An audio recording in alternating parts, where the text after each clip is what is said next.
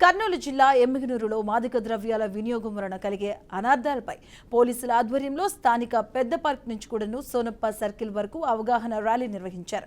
మాదక ద్రవ్యాల వినియోగం కరోనా వైరస్ కంటే అత్యంత భయంకరమైనదని, డ్రగ్స్ వినియోగం సమాజంలో అతిపెద్ద సమస్యగా మారిందని, ముఖ్యంగా యువత వాటి బారిన పడకుండా చూడాల్సిన బాధ్యత ప్రతి ఒక్కరిపై ఉందని సబ్ సిఐ భార్గవరెడ్డి అన్నారు. చెడు స్నేహాల వలన మత్తు పదార్థాలకు అలవాటు పడుతున్న యువత తమ బంగారు భవిష్యత్ తామే నాశనం చేసుకుంటున్నారని పేర్కొన్నారు.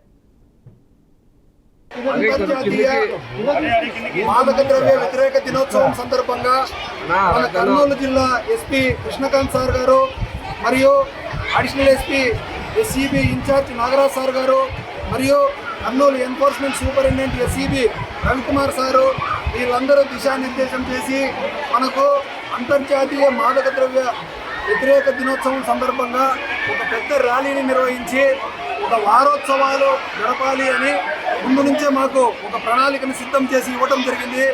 ఆ ప్రణాళిక ప్రకారము మన రాష్ట్ర ముఖ్యమంత్రి అయినటువంటి నారా చంద్రబాబు నాయుడు గారు కూడా రాష్ట్రంలో గంజాయి అనేటటువంటిది యువతను ఎక్కువ ప్రభావితం చేస్తూ ఉంది. యువత చెడ్డదారి పట్టి చాలామంది దుర్మార్గమైన కార్యక్రమాలకు పాల్పడుతున్నారు. ఈ డ్రగ్స్ వ్యసనం నుంచి వాళ్ళని విముక్తి చేయాలనే ఉద్దేశంతో యువతను మేల్కొల్పాలని మమ్మల్ని అందరినీ ఆదేశించడం జరిగింది. ఆ ఆదేశాల మేరకు మేము ప్రతి స్కూలు మరియు 10th క్లాస్ ముఖ్యంగా అలాగే జూనియర్ కళాశాలలో, డిగ్రీ కళాశాలల్లో కూడా